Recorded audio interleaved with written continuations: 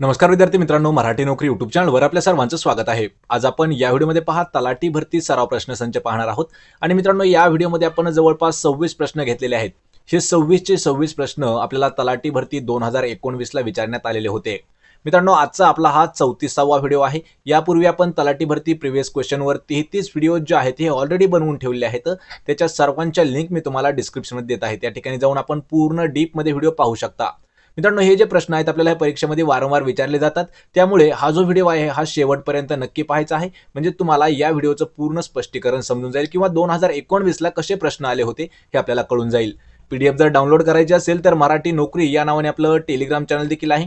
त्याला जाऊन आपण एक वेळा जॉइन करा, म्हणजे त्या ठिकाणी आपल्याला पीडीएफ प्रत्येक व्हिडिओची मिळून जाईल। आणि चॅनलवरती जर नवीन असाल तर लगेच चॅनलला सबस्क्राइब करून ठेवा, कारण आपण येत्या लगेच पुढच्या वीकमध्ये पोलीस भरतीसाठी जे पेपर झालेले आहेत किंवा जे संभाव्य प्रश्न आहेत आपण ते देखील लवकरच सुरू करणार आहोत। चला तर व्हिडिओला सुरुवात करूया।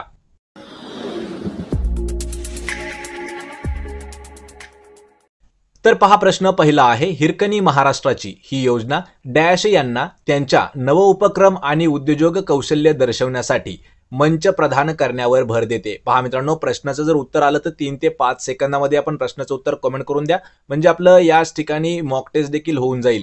तर पहा, हिरकणी महाराष्ट्राची ही जी योजना आहे तर ही कोणासाठी आहे? जी नवीन उपक्रम आणि उद्योजक कौशल्य दर्शवण्यासाठी किंवा दाखवण्यासाठी त्यांना एक स्टेज प्राप्त करून देते। आणि या प्रश्नाचं उत्तर होईल पर्याय क्रमांक 2, तर महिलांचे स्वयंसहाय्यता जे गट आहेत तर त्यांच्यासाठी एक योजना आहे। पहा, हिरकणी महाराष्ट्राची, यावर आपल्याला भरपूर वेळा प्रश्न विचारण्यात आलेला आहे। हिरकणी महाराष्ट्राची या योजनेचं काम काय आहे की ज्या महिलांचे स्वयंसहाय्यता गट आहेत त्यांच्यासाठी नवीन नवीन उपक्रम आणि त्यांचे जे काही बिझनेसच्या स्किल आहेत त्यांना एक स्टेज प्राप्त करून देणं। पर्याय 2 आपलं योग्य उत्तर होईल। प्रश्न दुसरा आहे, लोकसभेमध्ये सलग 5व्यांदा पद मिळवल्याबद्दल बातम्यांमध्ये होते असे शिवसेनेचे उमेदवार कोण होते? त्यांचं नाव काय आहे? तर पहा, 5 वेळा, किती वेळा? सलग 5 वेळा। लक्षात ठेवा, लोकसभेमध्ये ज्यांना पद मिळालं होतं आणि ते काही दिवसापूर्वी म्हणजे 2019 ला जास्त बातम्यांमध्ये आलेले होते, तर ते शिवसेनाचे उमेदवार कोण होते? या प्रश्नाचं उत्तर होईल पर्याय क्रमांक 4, तर चंद्रकांत खैरे हे जे आहेत हे शिवसेनेचे एक उमेदवार होते की जे सलग 5 वेळा लोकसभेमध्ये पद त्यांना मिळालं होतं। पर्याय 4 आपलं उत्तर होईल। प्रश्न क्रमांक 3 आहे, भारताचे पहिले राष्ट्रीय डॉल्फिन संशोधन केंद्र कोणत्या ठिकाणी उघडले गेले आहे? मित्रांनो, हा प्रश्न इम्पॉर्टंट आहे पहा, कारण प्रश्न हा 3 वेळा विचारण्यात आलेला आहे। लक्षात ठेवा, भारतातील पहिलं राष्ट्रीय डॉल्फिन संशोधन केंद्र कोणत्या ठिकाणी सुरू केलं? आणि या प्रश्नाचं उत्तर होईल पहा पर्याय क्रमांक 4, तर पटना या शहरामध्ये। पटना हे काय आहे? तर बिहार या राज्याची राजधानी आहे। पहा, बिहारची राजधानी आहे पटना। तर पटना या ठिकाणी कधी कधी आपल्याला राज्य विचारलं तर राज्य आहे पहा बिहार राज्यामध्ये, ठिकाण विचारलं तर पटना या ठिकाणी भारतातील पहिलं राष्ट्रीय डॉल्फिन संशोधन केंद्र उघडण्यात आलेलं आहे। पर्याय 4 आपलं उत्तर होईल। प्रश्न 4 आहे, जालियनवाला बाग हत्याकांड खालीलपैकी कोणत्या वर्षी घडले आहे? मित्रांनो, यावर प्रश्न आपल्याला जवळपास प्रत्येक परीक्षेमध्ये विचारला जातो। तर जालियनवाला बाग हत्याकांड हे जे आहे हे पर्याय क्रमांक 2, तर 1919 साली घडलेला आहे। यावर आपल्याला अल्टरनेट अजून एक प्रश्न विचारला जातो, तर खालीलपैकी कोणी जालियनवाला बाग हत्याकांडाच्या निषेधार्थ इंग्रजांनी दिलेली सर ही पदवी परत केली होती? लक्षात ठेवा, तर रवींद्रनाथ टागोर जे आहेत यांनी, म्हणजे त्यांना इंग्रजांनी सर नावाची एक पदवी दिली होती, तर त्यांनी ती परत केली होती का? तर त्यांना दाखवायचं होतं जालियनवाला बाग हत्याकांडाचा निषेध म्हणून। पर्याय 2 आपलं योग्य उत्तर होईल। 1919 साली ते घडवून आणण्यात आलं होतं। प्रश्न 5 आहे, खालीलपैकी कोणत्या देशाने भारताला 24 MH-60 रोमियो सीहॉक हेलिकॉप्टरच्या विक्रीला मंजुरी दिली होती? आणि या प्रश्नाचं उत्तर असणार आहे पहा पर्याय क्रमांक 3, तर संयुक्त राष्ट्र, म्हणजेच पहा एक प्रकारे आपण त्याला अमेरिका सुद्धा म्हणू शकतो। तर या देशाने भारताला कोणतं 24 MH-60 रोमियो, लक्षात ठेवा विमान हेलिकॉप्टरचं नाव आहे, तर ही एक सीहॉक हेलिकॉप्टर आहे, तर त्याच्या विक्रीला मंजुरी दिली होती। पर्याय 3 आपलं उत्तर होईल। प्रश्न क्रमांक 6 आहे, खालील वाक्यामध्ये पर्यायातील अचूक वाक्प्रचार निवडायचा आहे। या ठिकाणी आपल्याला एक वाक्य दिलेलं आहे पहा, मालिनीबाईंनी यावेळी खूप बडबड केली। तर याचा आपल्याला वाक्प्रचार सांगायचा आहे। या ठिकाणी आपल्याला एक अर्थ म्हणजे एक वाक्य दिलं आहे, तर त्यावरून वाक्प्रचार कोणता होईल? आणि या प्रश्नाचं उत्तर होईल पर्याय क्रमांक 1, तर तोंडसुख घेणे, म्हणजेच पहा खूप जास्त बडबड करणे। पर्याय 1 आपलं योग्य उत्तर होईल। प्रश्न 7 आहे, खालीलपैकी कोणते महाराष्ट्र राज्यातील सर्वात जुने विद्यापीठ आहे? प्रश्न हा देखील महत्त्वाचा आहे पहा, आपल्या राज्यातील सर्वात जुने विद्यापीठ कोणते आहे? आणि या प्रश्नाचं उत्तर होईल पर्याय क्रमांक 3 तर मुंबई विद्यापीठ जे आहे, लक्षात ठेवा मित्रांनो, हे आपल्या राज्यातील सर्वात जुनं विद्यापीठ आहे. आणि मुंबई विद्यापीठाची स्थापना कधी झाली हे मला कमेंट करून तुम्ही नक्की सांगा, कारण यावर आपण 3 वर्ष प्रश्न घेतलेला आहे. पहा, मुंबई विद्यापीठाची स्थापना कधी झाली, कमेंट करून उत्तर देत राहा या प्रश्नाचं. मी तुमच्या प्रत्येकाच्या कमेंट रीड करत राहील. प्रश्न 8वा आहे, दिलेल्या शब्दगटातून विरुद्धार्थी शब्द ओळखायचा आहे. पहा, आपल्याला एक शब्दगट दिला आहे किंवा एक शब्द आहे, तर खरेदी. खरेदी या शब्दाला विरुद्ध शब्द कोणता आहे? तर या प्रश्नाचं उत्तर होईल पर्याय क्रमांक 4 खरेदी हा जो शब्द आहे याला विक्री हा शब्द विरुद्धार्थी असणार आहे. पर्याय 4 आपलं उत्तर होईल.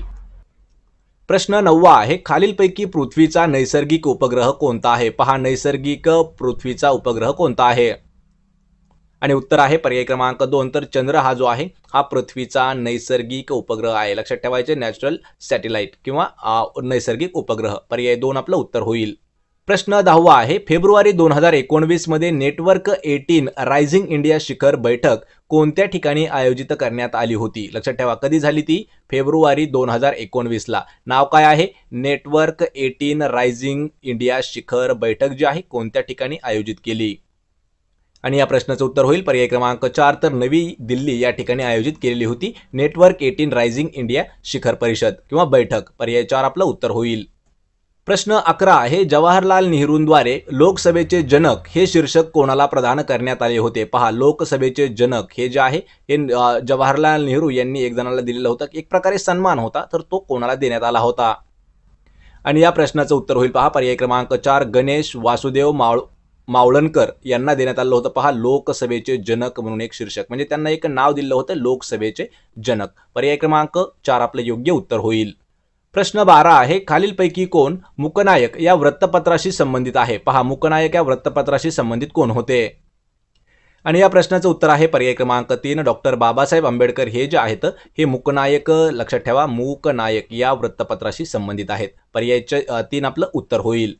प्रश्न 13 आहे, खालीलपैकी कोण मुंबईमध्ये जन्म झालेले प्रसिद्ध उद्योजक आहेत आणि ते विप्रो टेक्नॉलॉजीचं संस्थापक आणि अध्यक्ष आहेत? लक्षात ठेवायचं, एक प्रकारे आपल्याला प्रश्न असा विचारला आहे की खालीलपैकी असा कोणता बिझनेसमॅन आहे त्यांचा जन्म मुंबईमध्ये झाला आणि त्यांनी विप्रो कंपनी स्थापन केली किंवा विप्रोचे ते संस्थापक आणि अध्यक्ष देखील आहेत, तर ते कोण आहेत?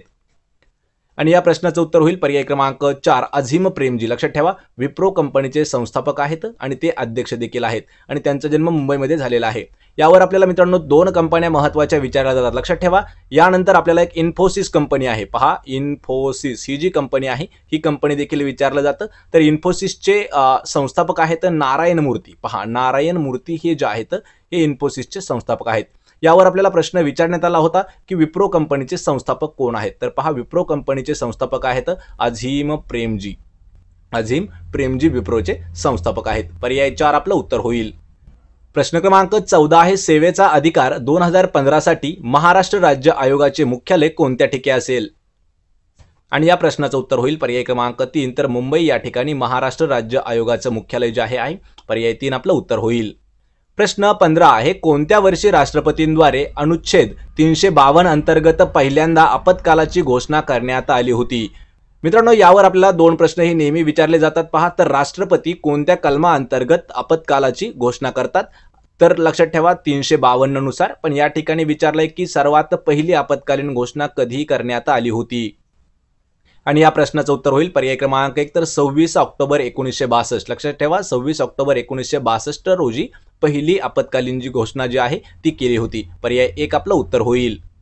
प्रश्न 16 आहे, John Dirks Canada Gairdner Global Health पुरस्कार 2019 कोणत्या भारतीय मनोचिकित्सकाने जिंकलेला आहे? पहा, या ठिकाणी एक पुरस्काराचं नाव दिलेलं आहे John Dirks Canada Gairdner Global Health पुरस्कार 2019 कोणाला देण्यात आला?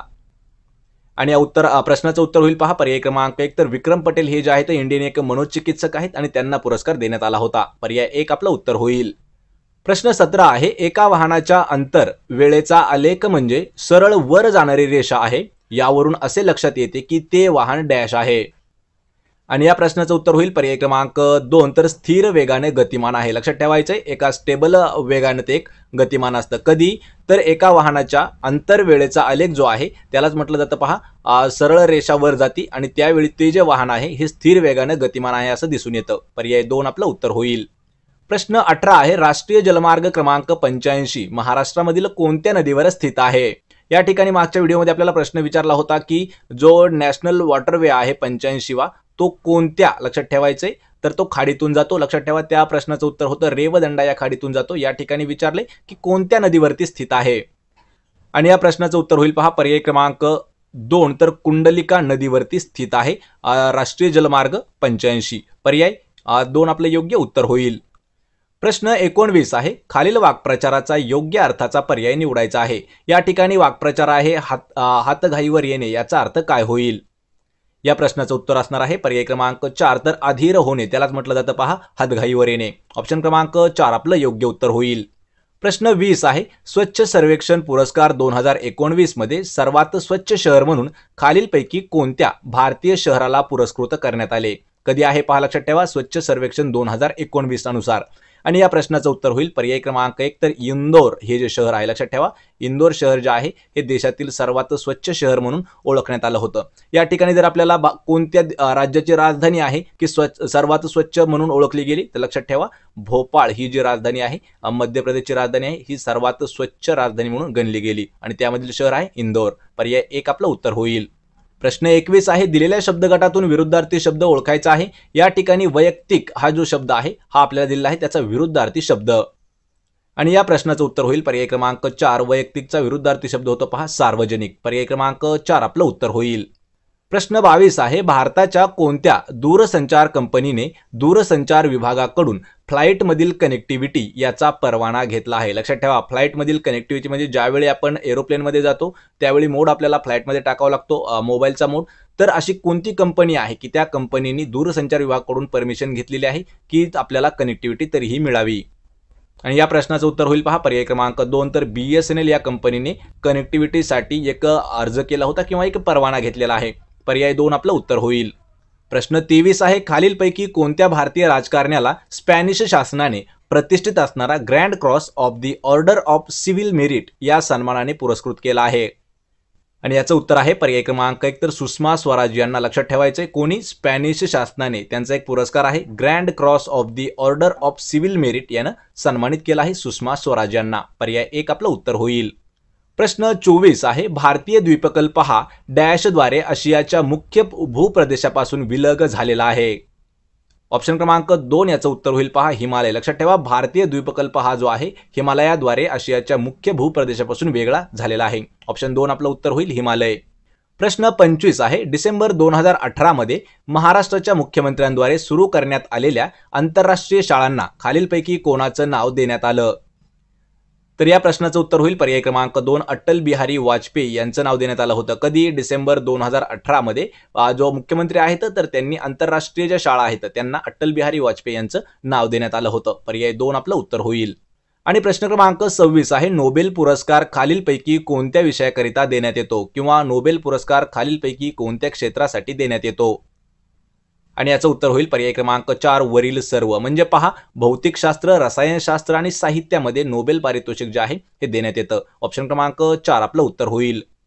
तर मित्रांनो, हे होते पहा 26 प्रश्न. 26 पैकी किती प्रश्नाचे उत्तर देता आले मला कमेंट करून नक्की सांगा. व्हिडिओ आवडला तर व्हिडिओला लाईक करा, मित्रांमध्ये व्हिडिओ शेअर करा आणि आपल्या मराठी नोकरी यूट्यूब चॅनलला सबस्क्राईब करा. सोबतच आपल्याला डेली करंट अफेअर्स आणि प्रत्येक व्हिडिओची PDF जर मिळवायची असेल तर मराठी नोकरी या आपल्या टेलिग्राम चॅनलला देखील जॉईन करा. त्याची लिंक मी तुम्हाला डिस्क्रिप्शनमध्ये दिलेली आहे, त्या ठिकाणी जाऊन आपण जॉईन करू शकता.